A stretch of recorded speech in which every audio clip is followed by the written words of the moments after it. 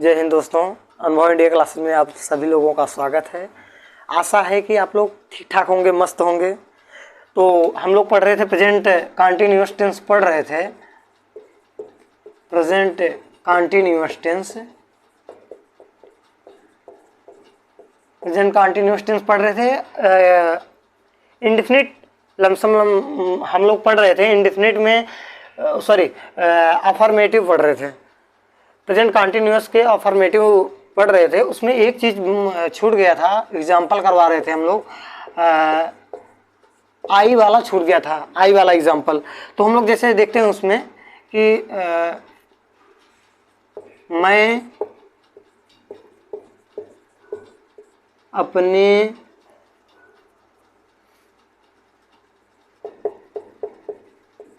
गांव में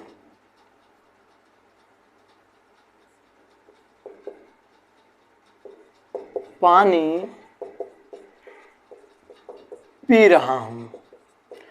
अब यहाँ हमको ये ध्यान देना है, पहली बात तो हम इस चीज़ के अनुसार इस चीज़ से हम देख लेंगे कि हमारा टेंस कौन सा है।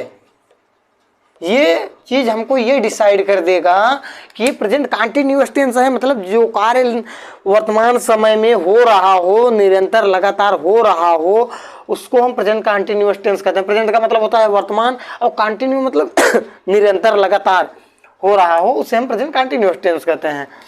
अब यहाँ ध्यान देना है, तो क्या हो जाएगा इसका आई के साथ क्या लगेगा? Am, I am. अब क्या कर रहा हूँ? पी रहा हूँ। क्या पी रहा हूँ?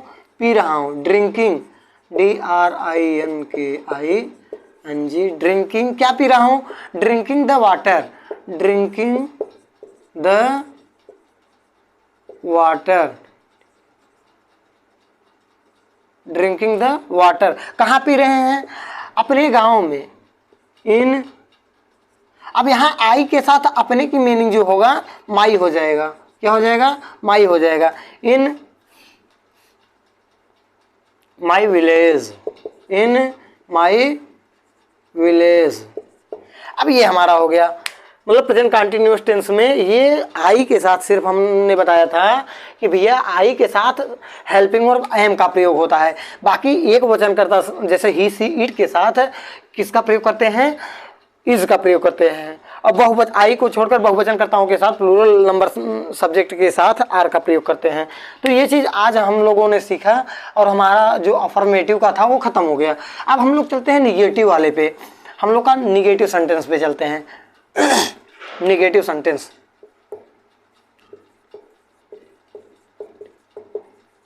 Negative sentence. अब निगेटिव सेंटेंस में हम लोग देखेंगे पहले कि इसका जो नोट नंबर 1 करके देखेंगे। अब यहाँ हमको कुछ करना नहीं है। हम लोगों ने जो फार्मूला बताया था,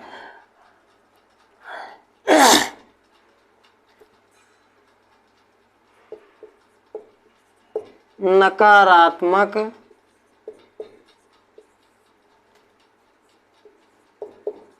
वाक्यों के, नकारात्मक वाक्यों का अनुवाद करने के लिए हेल्पिंग वर्ब के बाद नॉट का प्रयोग करते हैं। हेल्पिंग वर्ब के बाद किसका प्रयोग करते हैं? नॉट का प्रयोग करते हैं। अब हमको यहाँ ये ध्यान देना भैया कि अब इसमें कुछ करना नहीं है। ध्यान देना, हमारा जो फार्मूला हमारा जो था वो ये था, साधारण वाला जो था वो ये था, सब्जेक्ट, हेल्पिंग वर्ब, फिर वर्ब का फोर्थ फॉर्म मतलब ING वाला फॉर्म, फिर ऑब्जेक्ट प्लस ETC। ये तो हमारा फार्मूला था। लेकिन इसमें क्या है? इसमें क्या रहा है? नकारात्मक वाक्यों का अनुवाद करने के लिए, क्योंकि ये नेगेटिव सेंटेंस का है, तो नकारात्मक वाक्यों का अनुवाद करने के लिए हेल्पिंग वर्ब के बाद नॉट का प्रयोग करते हैं। हेल्पिंग वर्ब के बाद नॉट का प्रयोग करते हैं। और बाकी सभी वैसे रहेंगे, बाकी सभी वैसे रहेंगे, वैसे रहेंगे। अब यहाँ हमको ये ध्यान देना है कि अब ये हमारा फार्मूला हो गया। जैसे हम लोग देखते हैं, जैसे सीता अपनी पुस्तक नहीं पढ़ रही है, सीता अपनी पुस्तक नहीं पढ़ रही है। अब यहाँ देखें, सीता क्या है जो पूरे वाक्य में काम करे। अगर हम इससे पूछेंगे कि मतलब इसमें, इस वाक्य में अगर हमें सब्जेक्ट पता करना हो तो इससे कौन का शब्द करेंगे, वर्ब से। मतलब कौन नहीं पढ़ रही है, मतलब कौन पढ़ने का काम कौन कर रही है, सीता। सीता सब्जेक्ट हो जाएगा, तो सीता, सीता, सीता एक वचन एक बहुवचन, एक वचन है। सीता इज क्या कर रही, सीता इज। अब निगेटिव यहाँ नहीं शब्द का प्रयोग किया गया, इसलिए तुरंत इसके बाद क्या है, नॉट। Sita is not. फिर क्या है, वर्ब पढ़ना, रीड, READING, रीडिंग। क्या नहीं पढ़ रही है, अपनी पुस्तक, हर बुक, HER, हर बुक, हर बुक।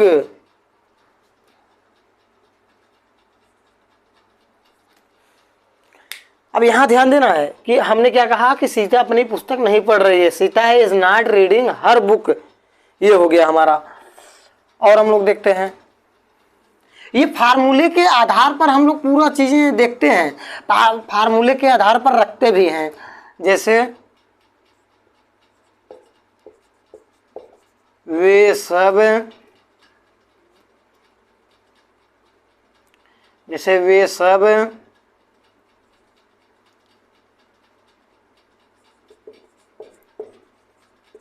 स्कूल में आम नहीं खा रहे हैं। वे सब स्कूल में आम नहीं खा रहे हैं, वे सब स्कूल में आम नहीं खा रहे हैं। अब यहाँ देखना, जो पूरे वाक्य में काम करे वे सब्जेक्ट हैं, तो वे सब सब्जेक्ट, दे। अब देखो ये बहुवचन है, बहुवचन के साथ क्या लगाएंगे, आर लगाएंगे। क्या लगाएंगे, आर लगाएंगे। दे आर, इसके बाद क्या है, सब्जेक्ट, हेल्पिंग वर्ब। इसके बाद क्या है, नॉट, क्योंकि इसमें नहीं शब्द का प्रयोग किया गया है, तो नॉट। इसके बाद क्या है, वर्ब का फोर्थ फॉर्म, ईटिंग, द, क्या खा, मतलब खा नहीं खा रही हैं, द मैंगो। अब कहाँ नहीं खा रहे, in school, in the school, in the school, in the school. ये हमारा हो गया भैया, ठीक है। अब इसके बाद हम लोग देखते हैं, एक और देख लेते हैं, एक और देख लेते हैं। मैं आपको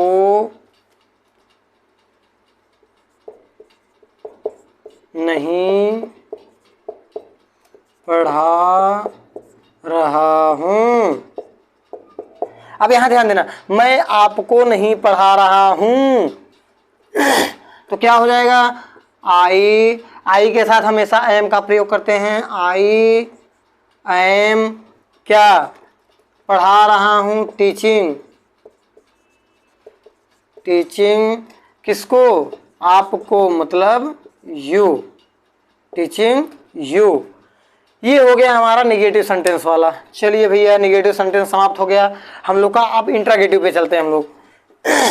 अब इसी टेंस के माध्यम से हम लोग ये समझिए कि एक्टिव वॉइस, पैसिव वॉइस और जो मतलब डायरेक्ट, इनडायरेक्ट, ये सब हम लोग देखेंगे, पढ़ेंगे, और जब तक टेंस नहीं आएगा आप कुछ नहीं कर सकते, ये समझ लीजिए, हमेशा ध्यान रखिएगा।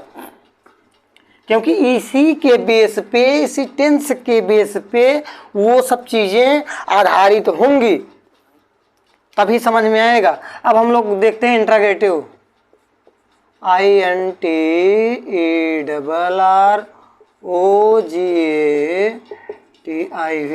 Interrogative sentence, interrogative sentence.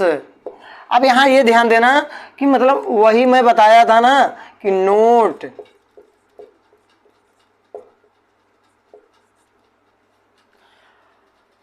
ऐसा वाक्य जिसमें प्रश्नवाचक शब्द आ जाए या प्रश्न पूछा गया हो, ठीक, वह ऐसा वाक्य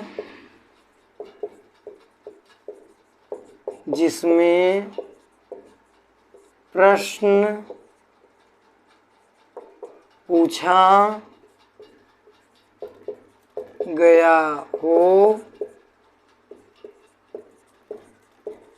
प्रश्नवाचक वाक्य कहलाता है। अब प्रश्नवाचक, जैसे प्रश्नवाचक शब्द कुछ हैं, जैसे मैंने आपको लिखा था what, why, how, who, which, when, ये सब हम अगर वाक्य में आ जाए तो वो हमारा तब, जैसे कब, कहाँ, कैसे, क्यों, कितना, कितने, कितनी, किसको, किसका, किसकी, ये सब अगर आ जाएगा तो ये समझिएगा